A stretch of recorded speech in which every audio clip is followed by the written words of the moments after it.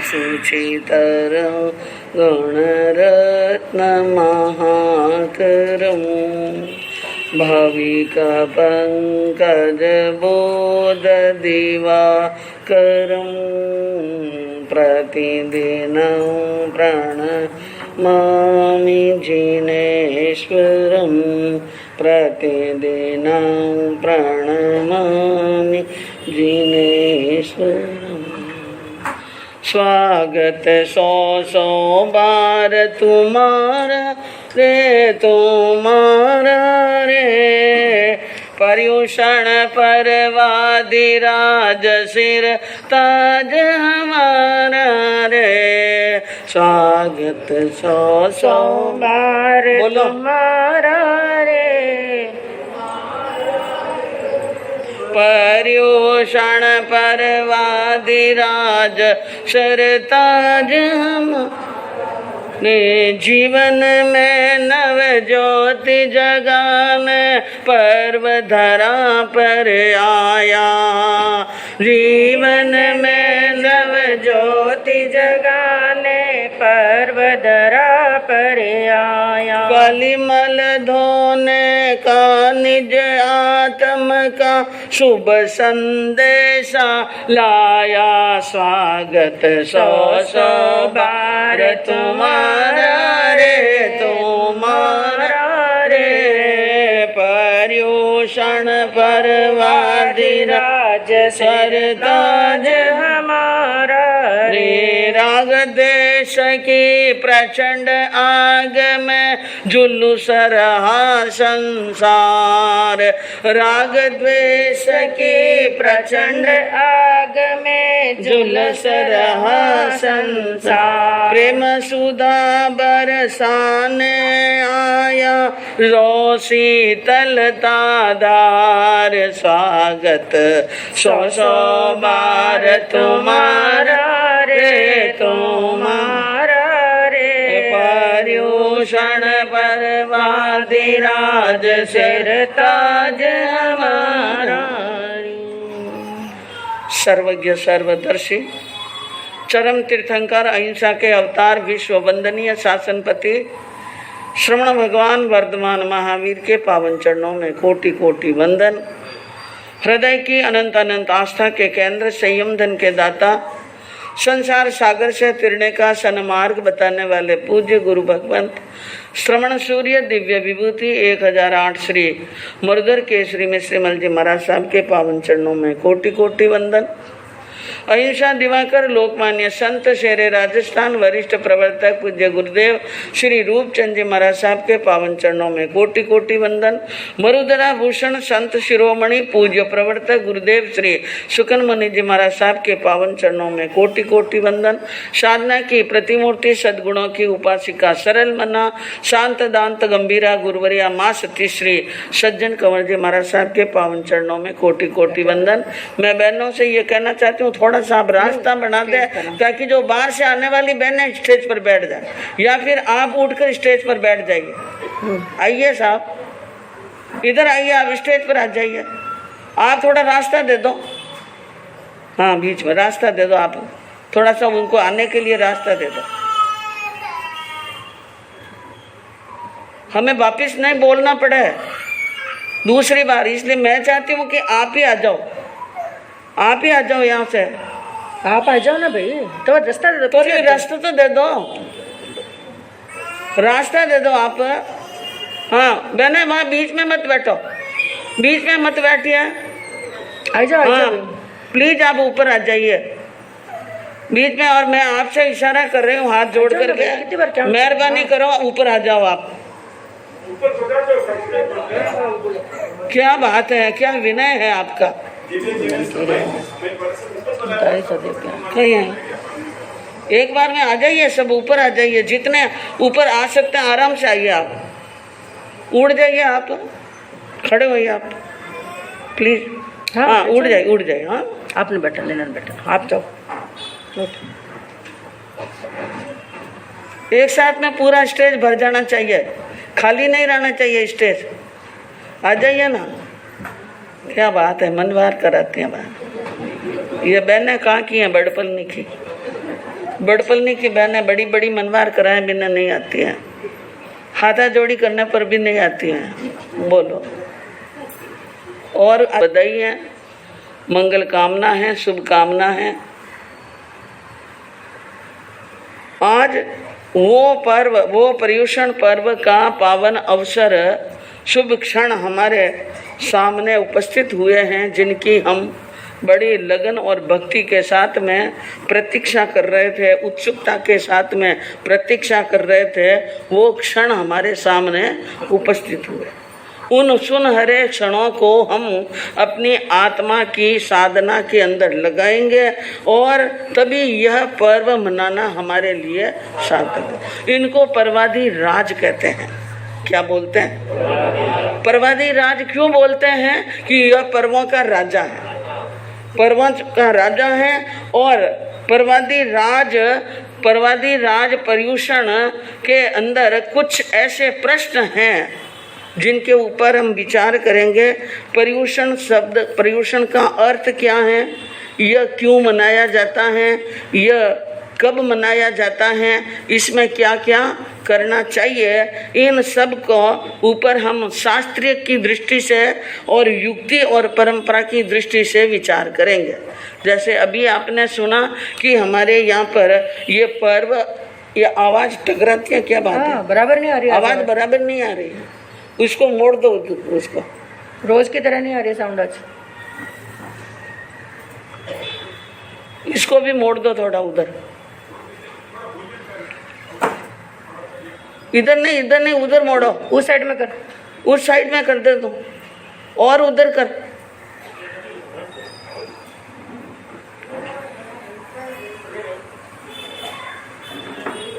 अभी आपने सुना कि एक तो होते हैं लोकोत्तर पर्व और एक होते हैं लौकिक पर्व। अब लौकिक पर्व के अंदर परिभाषा दी माँ साध्वी जी ने, जैसे दीपावली है, दशहरा है, होली है, रक्षाबंधन है, रामनवमी है, कृष्ण जन्माष्टमी है, ये सभी लौकिक त्योहार भी हैं, इसको पर्व भी कहते हैं। कई पर्व हैं लोभजन्य, जैसे दीपावली। कई पर्व हैं विजयजन्य, दशहरा। कई हैं भयजन्य, जैसे होली, शीतला सप्तमी, नागपंचमी, करवा चौथ। प्राकृतिक पर्व में वसंत उत्सव, शरद उत्सव, मकर संक्रांति। स्नेहजन्य पर्व में रक्षाबंधन और भाई दूज। राष्ट्रीय पर्व में 15 अगस्त और 26। ये हैं, ये सभी लौकिक पर्व हैं।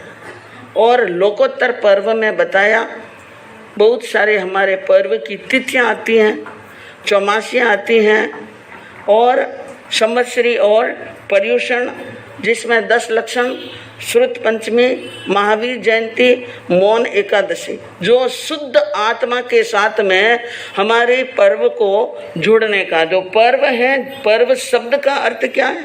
जो आत्मा को पवित्र करे। पर्व का मतलब पवित्र करे।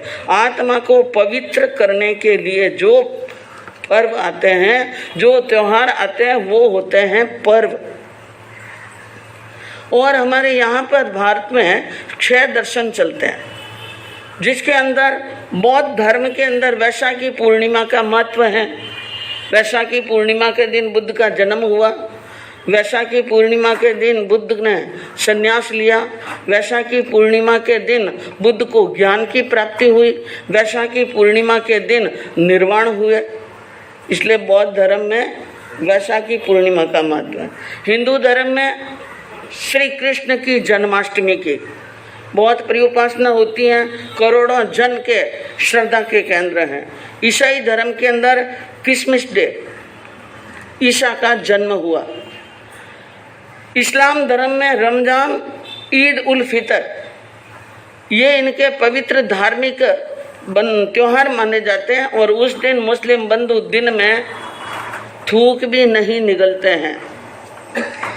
ईद उल फितर का मतलब क्या है कि यह मुसलमानों का जो धार्मिक ग्रंथ हैं, कुरान शरीफ उनका प्रकाश पहले पहले इसी दिन हुआ, जिस दिन ये लोग मनाते हैं उस दिन उनके धर्म ग्रंथ का प्रकटीकरण हुआ, इसलिए मनाते। और हमारे जैन धर्म के अंदर पर्युषण को सर्वोत्तम स्थान दिया गया। हमारे लोकोत्तर पर्वों के अंदर सर्वोत्तम स्थान है इस पर्व का। और यह पर्व हमें क्या सिखाता है? क्षमा, प्रेम, मैत्री। यह पर्व का मूल संदेश है कि क्षमा करो, प्रेम करो, मैत्री के भाव रखो। यह पर्युषण का संदेश है।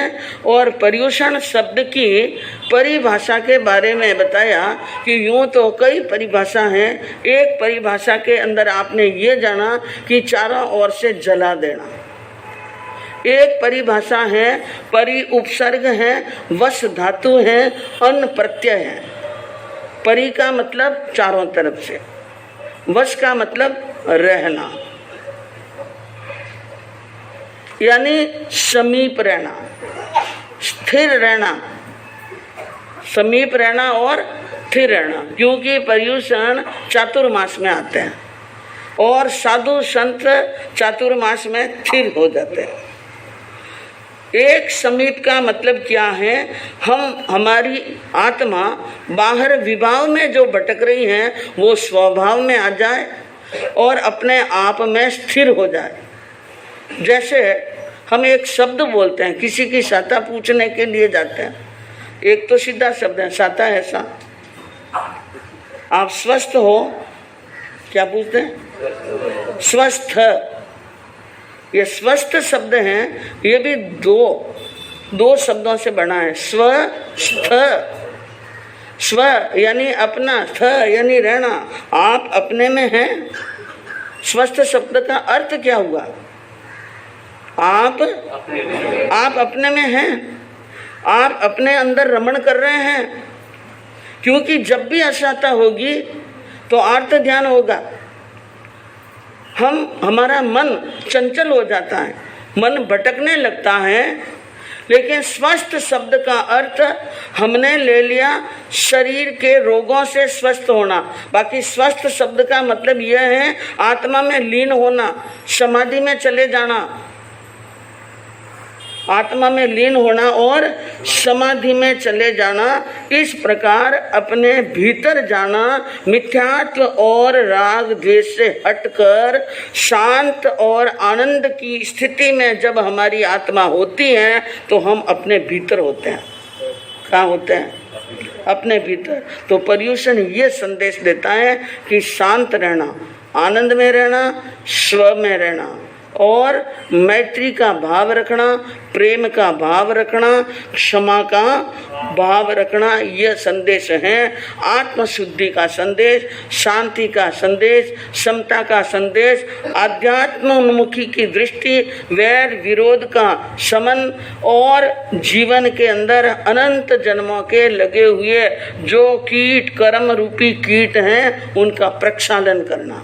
पर्युषण में उनका क्या करना है? प्रक्षालन करना। अब पर्युषण शब्द एक शरीर है, पर्युषण शब्द एक शरीर है। और ये इतनी जो बातें बताई हैं, शांति, समता, वैर का शमन, प्रेम, वात्सल्य, मैत्री, यह है आत्मा। यह क्या है? आत्मा। हमें शरीर को नहीं पकड़ना है, किसको पकड़ना है? आत्मा को पकड़ना है। एक बार की बात है बंधुओं कि कुछ भारतीय लोग घूमने के लिए अमेरिका गए। कहाँ पर गए? अमेरिका में गए, पहली बार गए। और अमेरिका में पुराने जमाने में अमेरिका जाना कोई सहज नहीं था। मारवाड़ से मद्रास आना ही बड़ी बात होती है, दिशावर जावे, विदेश जावे। अमेरिका जाना और चले गए वहाँ पर। अमेरिका में गए और अमेरिका बहुत बड़ा शहर है, बड़ी शहर क्या, बहुत बड़ा देश है। वहाँ वाशिंगटन शहर में गए, बड़ी बड़ी इमारतें। हमारे भारत में इतनी ऊंची ऊंची इमारतें नहीं जितनी कि कहाँ पे? अमेरिका में। तो उस जमाने के भारतीय, पुराने जमाने के भारतीय जो ग्रामीण संस्था के हिसाब से रहे हुए वो वहाँ पर चले गए। तो बड़ी बड़ी बिल्डिंगा देखकर भी उनको आश्चर्य होने लगा। कोई कहने लगा कि क्या यह बिल्डिंग आकाश के अंदर घुस गई क्या, क्योंकि ऊपर का भाग नहीं दिख रहा है। अब एक जने ने कहा, भाई यहाँ पर सबसे बड़ी जो इमारत है, हम उस इमारत की सबसे ऊपर वाली छत पर चढ़ेंगे, ऊपर जाना। और सुन रखा था कि बड़ी वाली जो बहुत ऊंची जो इमारत है, उनके ऊपर एक कक्ष है। उन कक्ष में चारों तरफ इस प्रकार यानी बारियां हैं, ऐसी जनेला हैं कि जहां पर खड़े रह करके पूरा वाशिंगटन शहर देखा जा सकता है। तो भारतीयों के मन में इच्छा हुई कि हम वो देखेंगे, इसलिए चले गए वहां पर। और वहां पर गए, उनको कहा, जो दरबान था उसको बोला, हम ठेठ ऊपर वाली यानी छत पर जाकर के उस कमरे से पूरा शहर देखना चाहते हैं। आज भी आप जोधपुर जाओ, उदयपुर जाओ, जयपुर जाओ, उन किले के ऊपर जाकर किले पर जाओ तो पूरा जोधपुर दिखता है ना। तो उन्होंने कहा हमें सारा शहर देखना है। लेकिन दरबान ने वो बात कही कि सबका मुंह उतर गया। कहा करंट नहीं है, लिफ्ट ऊपर नहीं जाती है। क्या नहीं है? बिजली नहीं है, बिजली गुल हो गई है, लिफ्ट ऊपर नहीं जाएगी। तो वे भारतीय थे, वो थोड़ी देर एक दूसरे का मुंह देखते रहे। लेकिन आप जानो, भारतीय लोग बड़े मजबूत होते हैं, बड़े हिम्मत वाले होते हैं और मेहनती होते हैं। और जिसके अंदर भी आप राजस्थान के लोगों को ले लो, फिर कौन से लोगों को, हाँ, आपको एक लोटा उठाने में, मद्रास वालों को, बेंगलोर वालों को एक लोटा उठाने में हिचकी आएगी 2-3, और वो एक बोरी एक हाथ से उठा लेते हैं, है ना। उन्होंने कहा कोई बात नहीं, बिजली नहीं है, करंट नहीं है, तो कोई बात नहीं, हम तो ऐसे ही चढ़ जाएंगे। और कैसे चढ़ेंगे? कि चढ़ जाएंगे, हम तो चढ़ जाएंगे। कहा ठीक है, अब चढ़े। एक नाल चढ़े, 2 नाल चढ़े, 3 नाल चढ़े, 4 नाल चढ़े। तो भारती ने कहा, एक भारती ने कहा, ऐसा करो भाई, कोई छोटी मोटी चुटकुला कहानी शुरू कर दो, थाने नींद घनी आ रही है। कोई कहानी करो, कोई हंसी की बात करो, कोई मजाक की बात करो, कोई चुटकुलों के वो कोई किस्सो सुनाओ। और किस्सा, चुटकुला, कहानी, हंसी मजाक करते करते हंसते हंसते क्या चढ़ जाएंगे ऊपर। अब सब अपने अपने हिसाब से जिन जिन को जो जो किस्सा आ रहा था वो सुना रहा था, और हंसते ठाके लगाते लगाते चढ़ रहे थे, आराम से ऊपर चढ़ रहे थे। और सब ने एक एक ने अपने जितने याद कर कर के किस्से सुनाए और लगभग ऊपर चढ़ गए। कहाँ चढ़ गए? ऊपर चढ़ गए। और ऊपर चढ़ने के बाद में दरबान को कहा कि भाई अब तुम भी अपनी कुछ सुनाओ। कि मैं क्या सुनाऊं? कि सुनाओ, एक नाल रही है, सुनाओ। उसने कहा क्या सुनाऊं मैं? अरे जिस कमरे से पूरा शहर दिखा जा सकता है, उस कमरे की चाबी तो नीचे ही भूल गए। कमरे की चाबी कहाँ भूल गए? नीचे भूल गया। अब आप देखो, इतना श्रम करके, इतना परिश्रम करके ऊपर चढ़े, और ऊपर चढ़ने के बाद में यह हालत हुई कि चाबी नहीं है। चाबी नहीं है तो ताला खुलने वाला नहीं, और ताला नहीं खुलेगा तो पूरा शहर दिखने वाला नहीं। तो किया कराया सारा परिश्रम गुड़ गोबर हो गया। क्या हो गया? गुड़ गोबर हो गया। बंधुओं, वो बात हो सकता है उनमें से किसी ने यूं कह दिया हो कि भाई ताला तोड़ दे, कह दिया हो, मान लो कि हम नया ताला ला करके दे देंगे, तू ये ताला तोड़ दे। लेकिन उसकी बात छोड़ो, वो जो दशा उस समय भारतीयों की हुई कि चाबी नीचे है और चाबी ऊपर नहीं है हमारे पास में, अब कौन तो जाए नीचे और कौन चाबी लेके आवे। इस प्रकार की दशा हमारी सबकी हुई है। जो मेन चाबी है पर्यूषण की, पर्यूषण शब्द एक ताला है, और जो चाबी है ना, उस चाबी को हम भूल रहे हैं। जो मेन चाबी है क्षमा भाव की, शांति भाव की, आलोचना भाव की, प्रेम भाव की, मैत्री भाव की, वो चाबी तो हम भूलते जा रहे हैं। पर्यूषण मना रहे हैं, मनाएंगे पर्यूषण और हर साल मनाते हैं, लेकिन मनाने के बाद में भी अभी तक पर्यूषण का मतलब पूरी तरह समझ में नहीं आया। राग द्वेष की उपशांति हो जाए तो समझना पर्यूषण मना लिया, समझ लेना। और आत्मा के निकट यानी स्व में रमण करना सीख जाए तो पर्यूषण मना लिया। 8 कर्मों की जो श्रृंखला है, उन कर्मों की श्रृंखला को थोड़ा कम कर लिया, कर्म की श्रृंखला को क्या कर दिया, कम कर दिया, तो पर्यूषण मनाना। और समता और शांति और वैराग्य की भावना आ जाए तो समझ लेना सच्चे मायने में पर्यूषण मनाया है। तो बंधुओं, यह पर्यूषण कोई छोटी बात नहीं है। हमारी समझ में आवे या न आवे, लेकिन आई तो है, ऐसी बात नहीं। हमेशा की अपेक्षा आज प्रवादी राज का प्रारंभ हुआ, इसलिए एक विशेष सभा जुड़ी है, एक विशेष समोसरण की तरह रचना हुई है, और एक आएगा संवत्सरी, कोई बात नहीं। जिन जिन को सयूषण पर्यूषण में समझ आ जाए वो तो आएंगे, बाद में भी आएंगे और पहले भी जैसे रोज आते हैं वैसे आएंगे।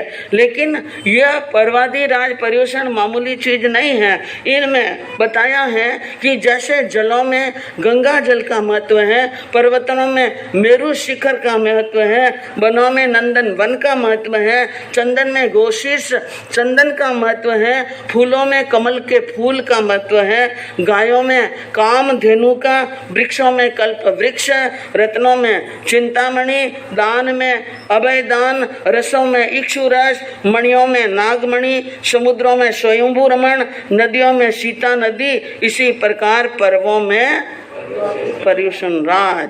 तो बंधुओं, हम बड़े भाग्यशाली हैं, बड़े पुण्यवान हैं, हमारी बहुत बड़ी पुण्यवानी है कि जिन चीज के लिए देवता इच्छा करते हैं, क्या करते हैं, 3 चीज, मनुष्य भव, आर्य क्षेत्र और उत्तम कुल में जन्म होना। इन चीजों की जो देवता इच्छा करते हैं वो चीजें हमें क्या हो गई हैं, प्राप्त हो गई हैं। तो हमें अपने जीवन के अंदर ये प्राप्त हुई चीजों को, यानी जो चीजें प्राप्त हुई हैं उनको सार्थक करना है, और उनको सार्थक करने के लिए हमें पर्यूषण पर्व के अंदर जो जो बातें आपको समय समय पर बताई जाए उनकी साधना में लगे रहना है। अब आपके सामने 8 दिन तक कृष्ण चरित्र का वांचन होगा, और जिसके अंदर यानी संक्षिप्त में कहने का प्रयास करूंगी, क्योंकि 8 दिन के अंदर कोई श्री कृष्ण चरित्र नहीं पढ़ा जाता। लेकिन एक बहुत अच्छी बात है कि कृष्ण वासुदेव बनने के बाद में जो आध्यात्म क्षेत्र में जो उन्होंने काम किया वो वर्णन अंतकृत दशांग सूत्र में आपको सुनने को अवश्य मिलेगा। और इसके अंदर आपको कई प्रकार के प्रसंगों को छूते हुए श्री कृष्ण का जन्म का और उनके जीवन का वर्णन करेंगे। तो मंगलाचरण करते हैं। सबसे पहले ओम अरहम सिद्ध पद नामी, ओम अरहम सिद्ध पद नामी, सूर्य उपाध्याय गुणधामी, सूर्य उपाध्याय गुणधामी, सर्व साधु गण प्रणमामि, सर्व साधु गण प्रणमामि, सरस्वती सद्गुरु उरलाओ, कृष्ण यश पवनो वर चाओ, कृष्ण गुण गाओ मेरी जान, कृष्ण गुण गाओ। एक बात कह दूं आपको, जब भी ये लाइन आवे कृष्ण गुण गाओ मेरी जान कृष्ण गुण गाओ, तो आप सब साथ में बोलना।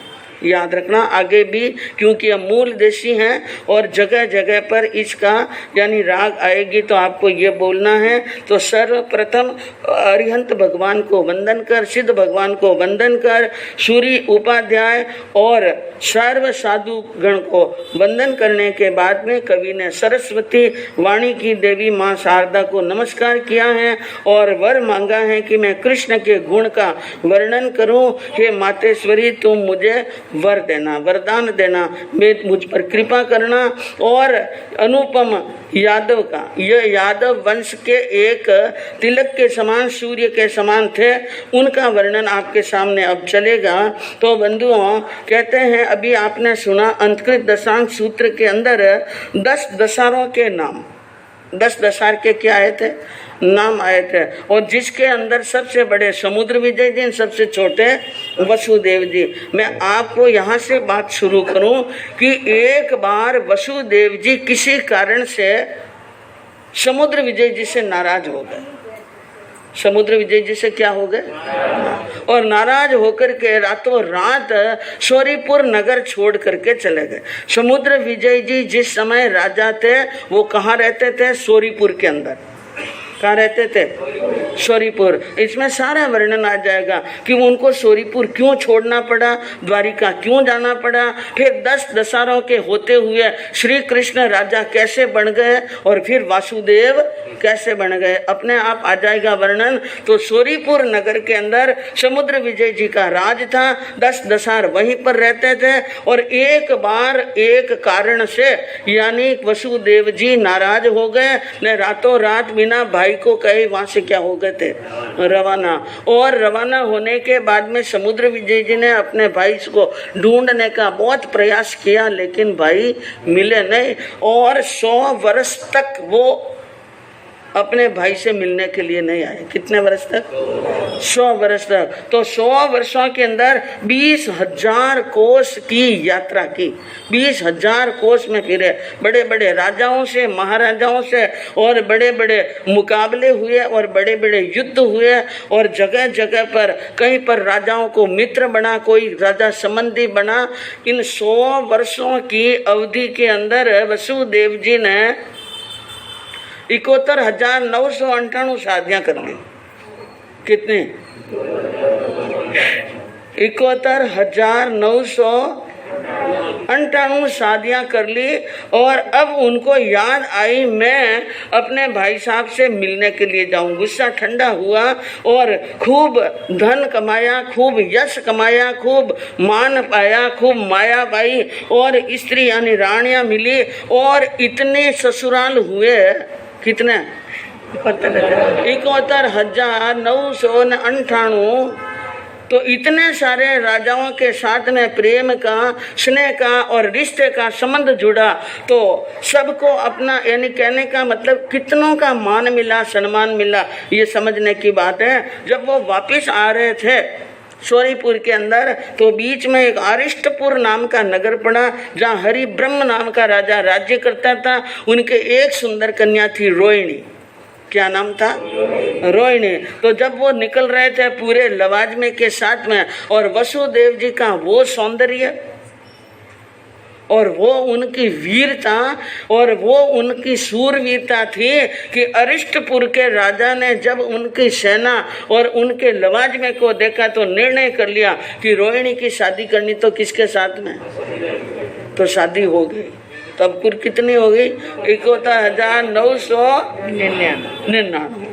अब देखिए इतनी सारी रानियों को लेकर के वसुदेव जी शौरीपुर नगर के अंदर पधारते हैं और अपने भाई को संदेश भेजते हैं। और भाई ने अपने भाई का संदेश पढ़ा कि मेरा भाई आया और 100 वर्षों के बाद में आया। तो प्रसन्नता का कोई पार नहीं रहा, क्योंकि समुद्र विजय जी सबसे बड़े, वसुदेव जी सबसे छोटे तो उनको पुत्र के समान समझते थे। समुद्र विजय जी अपने छोटे भाई को आया जानकर बड़ी ठाट पाट के साथ में उनको बधा करके घर के अंदर लेते हैं, क्योंकि इतनी तो शादियां करके आए हैं, इतनी बहुआं लेकर के आए हैं। तो ठाट पाट के साथ में बधा कर लिया, खूब मेल मिलाप हुआ और खूब बाजे बजे और आनंद के साथ में मंगलाचार हुआ। और अब आराम से वहां पर शौरीपुर नगर के अंदर रह रहे हैं। एक समय की बात है, रानी रोयणी सुपन चार दे क्या बला, गज सायर है सिंह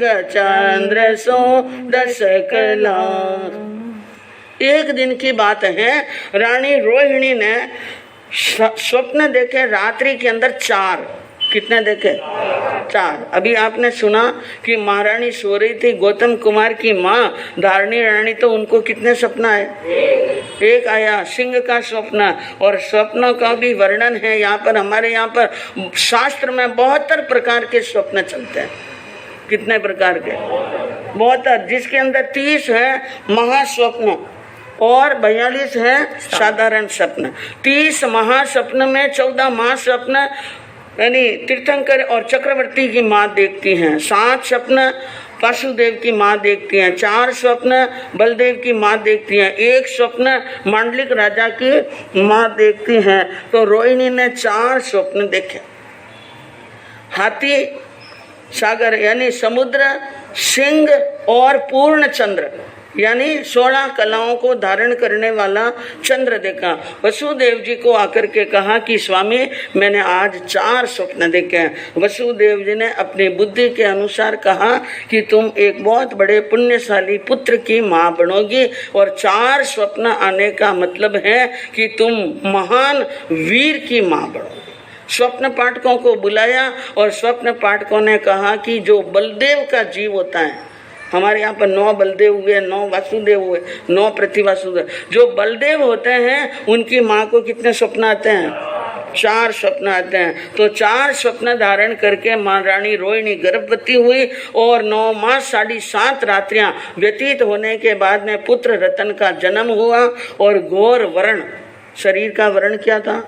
घोर वर्ण। और घोर वर्ण पुण्य आत्मा ने जन्म लिया और पूरे यादव कुल के अंदर खुशियों का यानी तांता लग गया। प्रगट्यो प्यारो रे ओ रोहिणी सुत आछो अवतारो रे, प्रगट्यो प्यारो रे। घोर वर्ण गंभीर गणेरो, शांत दांत सुविचारो रे। मुख निरखी मायत सुख पावे, लाडक लालो रे, प्रगट्यो प्यारो रे। सुंदर पुत्र को जन्म हुआ, पुत्र को देखकर माता पिता परिवार खुश हुए। घोर वर्ण, शरीर का वर्ण गोरा और गंभीर, प्रकृति से क्या था? गंभीर, शांत दांत और शरीर के शुभ लक्षण देखकर मन में विचार कर लिया यह बहुत बड़ा पुण्यवान आत्मा होगा। और उस समय वहाँ पर जन्मोत्सव मनाया गया और उस जन्म उत्सव में कंस भी वहाँ पर आया। कौन आया? कंस आया। वसुदेव जी के वहाँ पर बधाई देने के लिए, मिलने के लिए और फंक्शन में वहाँ पर आया। वहाँ से ठाट पाट से फंक्शन हुआ। उसके बाद में कंस ने कहा वसुदेव जी को कि हे स्वामी, आपका हमारे ऊपर बहुत बड़ा उपकार है। कंस ने कहा वसुदेव जी को कि आपका मेरे पर बहुत बड़ा उपकार है। और वो उपकार क्या, मैं संक्षिप्त में कहूँ। एक बार राजा जरासंध ने ऐलान किया था कि अमुक युद्ध को जीत कर जो आएगा उसके साथ मैं त्रिखंडाधिपति अपनी बेटी जीव जसा की शादी करूँगा। क्या करूँगा? तो कंस के मन में विचार आया कि कितना अच्छा हो कि मैं इनको जीत लूं और जीत करके मैं त्रिखंडाधिपति का जमाई बन जाऊं। तो वहाँ युद्ध करने के लिए कंस भी गए थे और वहाँ पर युद्ध करने के लिए वसुदेव जी भी गए थे। और वहाँ पर कंस जब घबराने लगा और कंस ने निवेदन किया वसुदेव जी से कि आप किसी न किसी प्रकार इस शत्रु को जीत लो और जीत करके फिर जब वहाँ पर जाओ जरासंध के पास में तो कृपा करके ये जीत का सेहरा आप मुझे ही पहनाना। कि ये युद्ध किसने जीता है? कंस ने। तो जैसा कंस ने कहा था, वसुदेव जी वीर थे, शूरवीर थे, लेकिन सरल स्वभाव के थे। बात में आ गए, मान ली बात, और मानने के बाद में उन्होंने वही किया जो कंस ने चाहा। और समय आया, जरासंध की बेटी की शादी जीव जसा की कंस के साथ में हो गई। वो उपकार था उसके ऊपर, इसलिए अब उन्होंने कहा कि मेरे पर आपका उपकार है और मैं इस उपकार के हिसाब से आपको आपके सामने एक अर्ज करना चाहता हूँ कि मेरे काका देवसेन जी की एक पुत्री है देवकी, और वो बहुत ही सुंदर है, बहुत ही मनोहर है। मैं देवकी की शादी ठाट पाट धूमधाम से आपके साथ में करना चाहता हूँ और आप हुकारा दीजिए। वसुदेव जी ने कहा, भाई मैं अब मेरे बड़े भाइयों के साथ में हूँ और बड़े भाई के रहते मैं शादी का हुकारा भरने वाला नहीं। हाँ, अगर आपको जो कुछ भी कहना समुद्र विजय जी से कहो। तो समुद्र विजय जी के पास में बात गई। समुद्र विजय जी ने कहा, मथुरा गढ़ के ऊपर तोरण बंधाने की तैयारी करो तो हम बारात लेकर मथुरा में आ जाएंगे। यह शर्त रखी थी और उनको मुताबिक अब बात मान ली गई और मथुरा के अंदर तोरण बंधाने की बात स्वीकृति देकर के सगाई तय हुई और सगाई के बाद में शादी की भी शीघ्र ही क्या होने लगी तैयारियां। और हाथों हाथ इधर भी शादी की तैयारियां सोरीपुर में, उधर मथुरा में भी शादी की क्या हो रही हैं, तैयारियां हो रही हैं। और वहाँ पर जीव जैसा अपने घर के क्यों नहीं उग्र, जीव जैसा पटरानी थी कंस की, वो क्या थी, पटरानी थी, और सारा ही अधिकार उनके हाथ में था। जीव जैसा ने अपने ननंद भाई की शादी के लिए खूब जोर जोर से तैयारियां की और कई क्षत्राणियां, कई महलों में बैठी हुई रानियां मंगल गीत गा रही थी। और उस समय की बात है, शादी का माहौल था घर में। घर में किसका माहौल था, शादी का, और चारों तरफ रौनक, चारों तरफ बाजे बज रहे थे, मंगलाचार और गीत गाए जा रहे थे, बड़े बड़े मेहमान और क्षत्रिय आए हुए थे। और उस समय बंधुओं अतिमुक्त कुमार गोचरी के लिए आते हैं। अतिमुक्त कुमार क्या आते हैं, गोचरी के लिए। इसलिए भगवान की जिनेश्वर देवों की आज्ञा है कि जिस घर के अंदर शादी ब्याह की रौनक चलती हो उस घर में निग्रंथ मुनि महात्मा को गोचरी के लिए प्रवेश नहीं करना चाहिए, क्योंकि वो माहौल एक अलग ही प्रकार का होता है और उस माहौल में लोगों के मन में मस्ती होती है। उस समय साधु के मान मर्यादा आदर सत्कार वंदन शिक्षाता का ध्यान नहीं रहता है, वो अपमान का असाधना न हो जाए इसलिए नहीं जाना चाहिए। लेकिन अतिमुक्त कुमार बहुत बड़े घोर तपस्वी और लब्धियों के धारक वचन सिद्ध और बड़े वीर ऐसे महान वो संत मुनिराज वहां पर आए कि कंस और कंस की पत्नी जीव जसा, ये दोनों ही घमंडी हैं। ये दोनों क्या हैं, घमंडी। इनका घमंड थोड़ा कम हुआ कि नहीं हुआ। कभी कभी व्यक्ति यानी जब नई जवानी होती है तो घमंडी होता है, लेकिन समय के अनुसार धीरे धीरे घमंड क्या पड़ जाता है, कम। तो अब बहुत समय निकल गया है, अब इन दोनों का घमंड और अहंकार कम हुआ कि नहीं हुआ, ये जांचने के लिए आए थे अतिमुक्त कुमार। और जैना गति से चलते हुए अंतपुर के अंदर चले गए। अंतपुर किसे कहते हैं, जहाँ रानियों का निवास होता है, जहाँ पर क्षत्राणियां गीत गा रही थी, मंगलाचार कर रही थी, वहां पर प्रवेश किया। और ऊंचे रत्नों के आसन पर बैठी हुई थी कंस की महारानी पटरानी जीव जसा, और उनके सामने नीचे थोड़ी सी नीचे चौकी पर बैठी थी देवकी, और वो देवकी का शीश संवार रही थी। क्या कर रही, बाल संवार रही थी। उस समय मुनि ने प्रवेश किया और नजर पड़ी कि मुनिराज आ रहे हैं, तो वो तो यानी जीव जसा थी और जरासंध की क्या थी, बेटी। जरासंध को भी अहंकार, तो बेटी को भी क्या होगा, अहंकार। और पति भी क्या मिल गया, अहंकारी, कि एक तो करे लो न फिर निमड़े छट गो। तो अब क्या पूछना। तो अब उसने देखा मुनि को भूल गई कि यह महात्मा है, भूल गई कि यह मुनिराज है, भूल गई कि यह साधु है, संत है, इनके साथ में कैसा बोलना चाहिए, क्या व्यवहार करना चाहिए, क्या विनय करना चाहिए, कैसे शब्द कहने चाहिए और मन के अंदर क्या सोचना चाहिए, सब बातें भूल गई। और उसने अहंकार में आकर के मान लो, चाहे मस्करी में कहा कि हंसी में कहा कि मजाक में कहा, उसने वो शब्द कहे बंधुओं जो कोई मुनि बर्दाश्त। हाँ, इम किम डोलो हो मारा अणकीला देवरिया, इम किम डोलो हो मारा अणखीला देवरिया, कुल जातिर नई संक लाया साधु बन संचरिया, घर घर टुकड़ा मांगो देव माँ पर पानी फिराया, हिम किम डोलो मारा अणकीला देवरिया। जीव जसा ने कहा, अरे देवर जी कैसे भटक रहे हो, दर दर के ऊपर क्या ठोकरें खा रहे हो और टुकड़ा घर घर टुकड़ा मांगो। क्या दशा है, क्या आपकी ऐसी दशा हो गई कि टुकड़े के लिए भी द्वार द्वार पर जाना पड़ता है, मांगना पड़ता है। और आपने तो कुल जाति की नई शंका लाया, कोई कुल की, जाति की, माँ की, बाप की, किसी की शंका नहीं रखी। कौन से कुल में जन्म हुआ, कैसा नीच काम कर रहे हैं, अच्छा माने लजाया।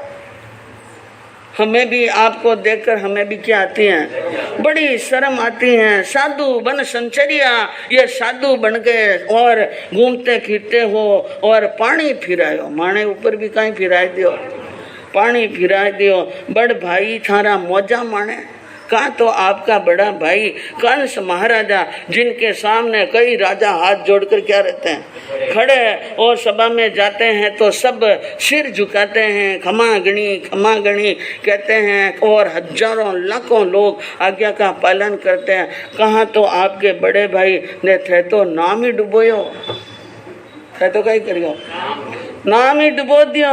और जोड़ी कुंडा थारे हाथ में अच्छा नहीं लगे, थाने हाथ में ये जोड़ी ने कुंडा ने ये कपड़ा अच्छा नहीं लगते हैं। पता नहीं कि भगवान कैसे जीव ने हमारे इस वंश में घर के अंदर जन्म ले लिया।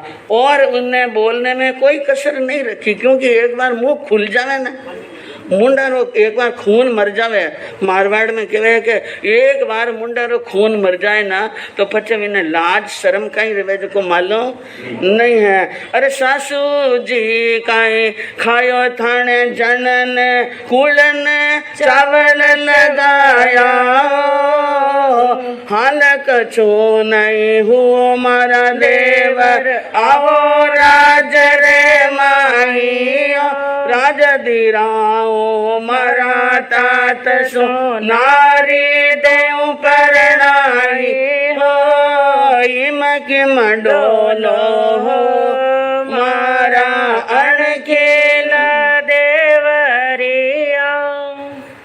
कहा पता नहीं मेरे सासू जी ने ऐसा क्या खाया और क्या खा करके आपको जन्म दिया कि आपने तो कुल के ऊपर चावल लगा दिया, कलंक लगा दिया। चावल लगा दिया मतलब कलंक लगाया, इस प्रकार।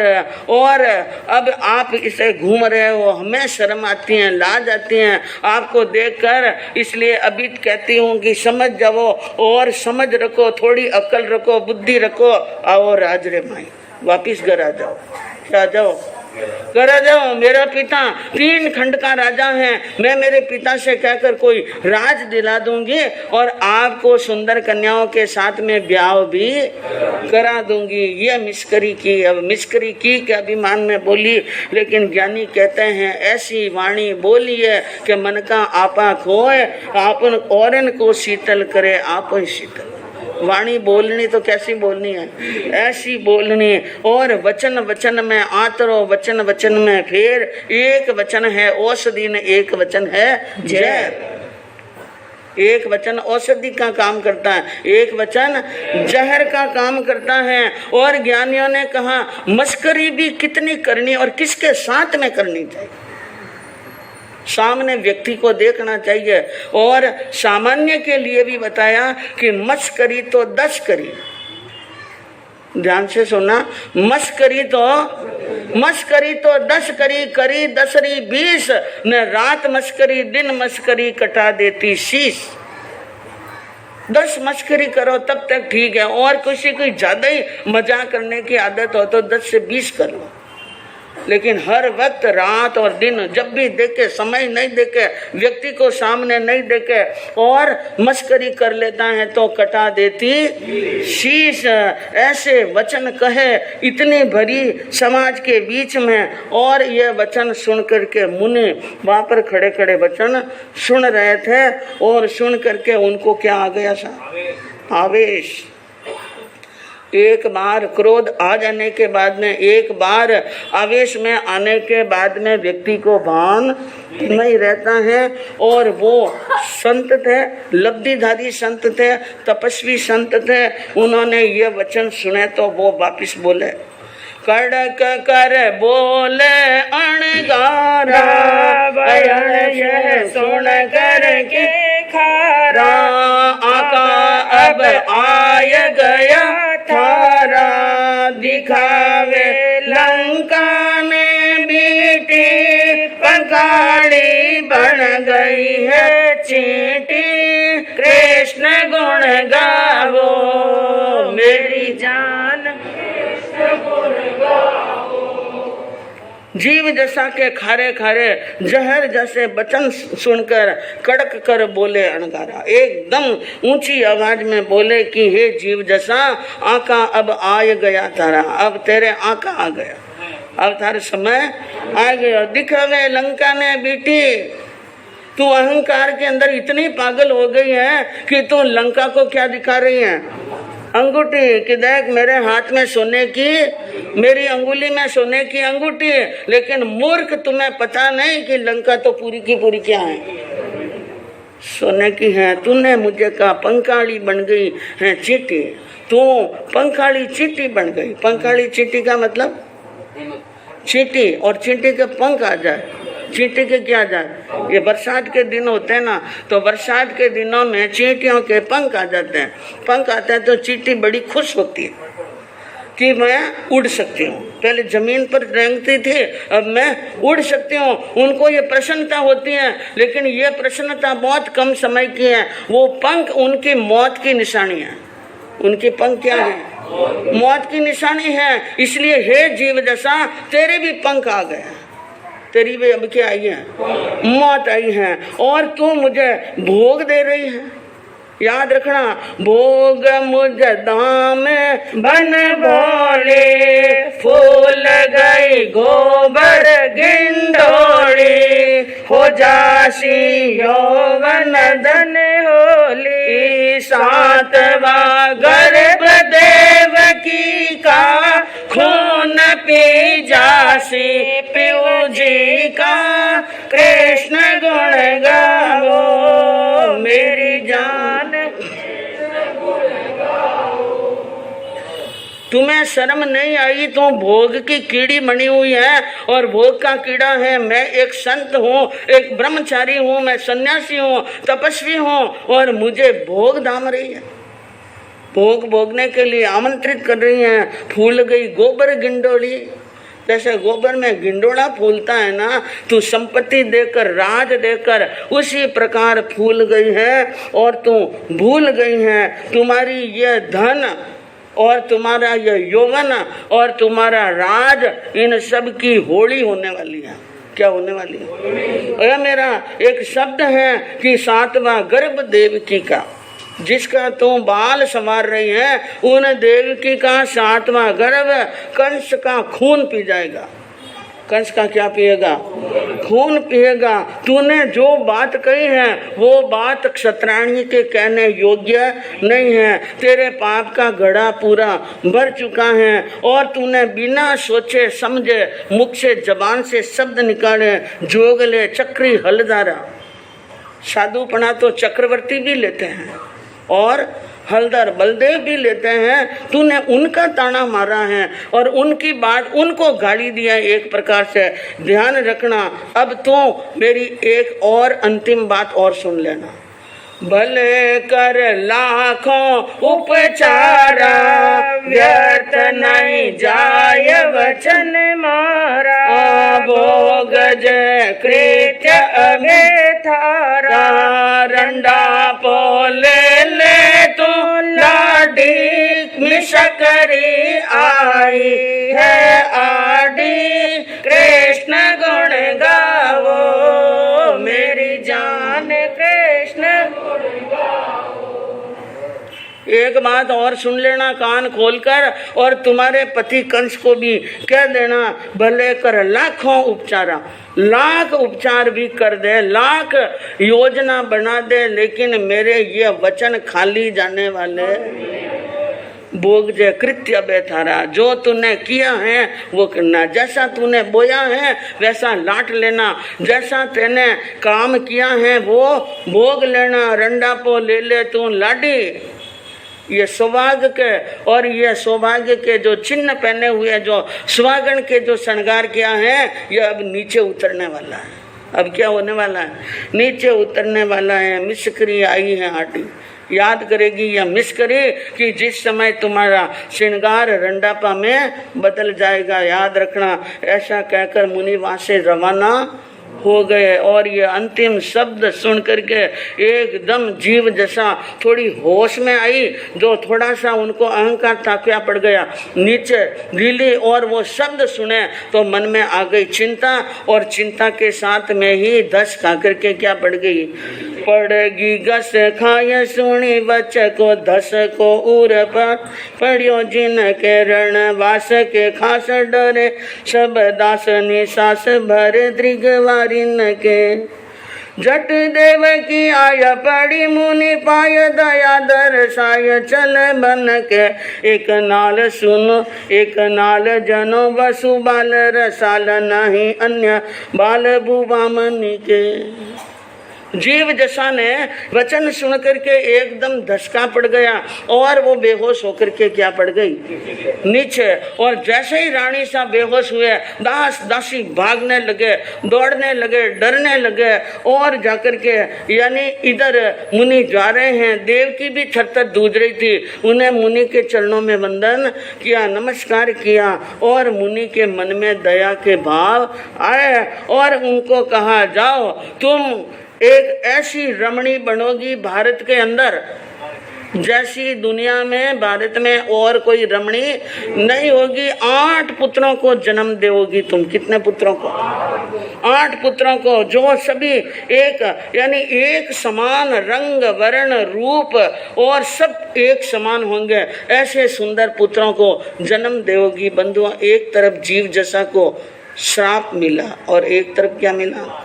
हाँ, एक और सुधार सुधार चली, एक और हलाहल होज भरा है, एक और मनोरथ माल बनी, एक और का भाग जो टूट पड़ा है, एक और हरा भरा बाग करा, एक और उद्यान बना बिगड़ा है।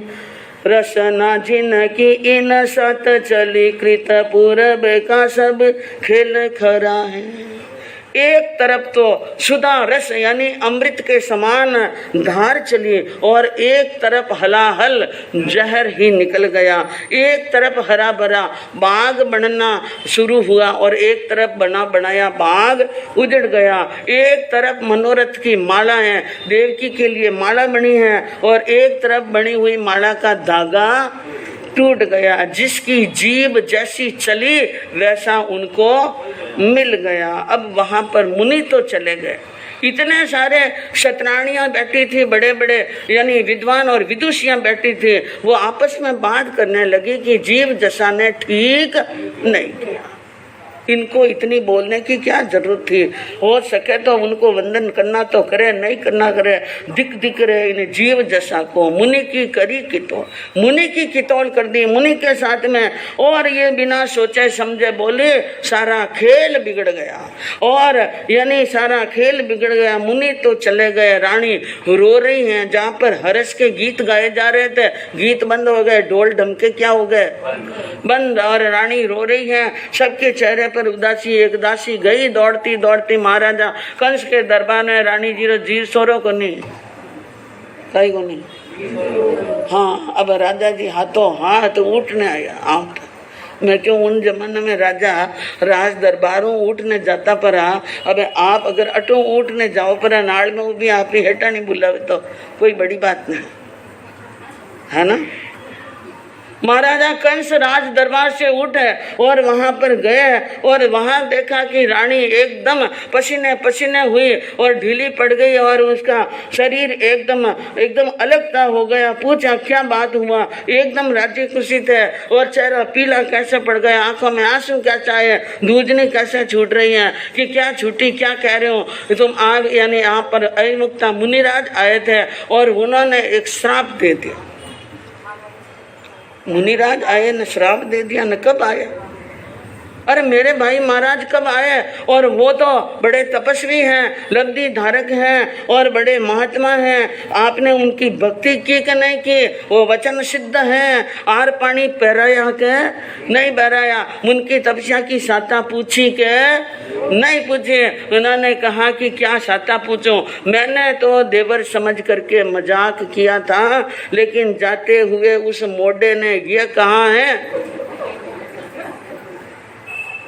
कि देवकी का 7वां गर्भ आपको मारने वाला होगा। ये बात सुनी तो बंधुओं जो सत्य है नहीं, आत्मा सत्य को स्वीकार कर। देवकी का 7वां गर्भ आपको मारने वाला होगा, ये बात उसने कही है। ये सुनते ही तो एक बार झटका कंस के भी लग गया और रानी को फटकारी और कहा कि आपने बहुत बड़ी भूल की। तो उन्हें क्या किए हैं, भूल किए हैं और इतने वर्षों के बाद में आया, आर पानी नहीं दिया, नहीं वंदन गुणगान किया, उल्टा दिया खिजाए।